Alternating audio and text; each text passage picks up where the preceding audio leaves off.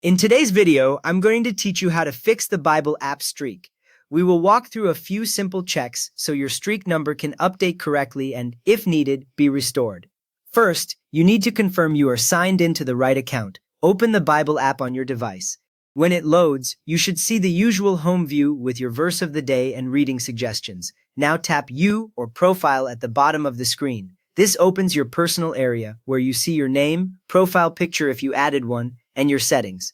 Take a moment to check that you are logged into the correct YouVersion account. If you notice a different email or username than the one you usually use, that can explain why your streak looks wrong.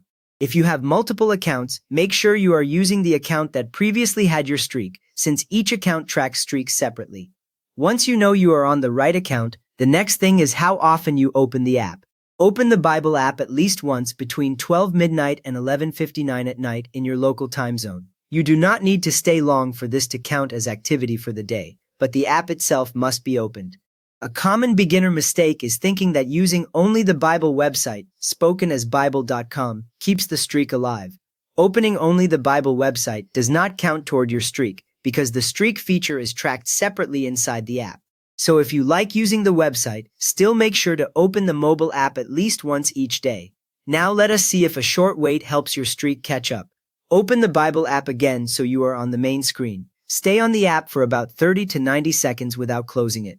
During this time, you can scroll a little or just leave it open, since the goal is to give the app time to sync with the YouVersion servers. After that short wait, check if the streak number increases on your home tab or profile.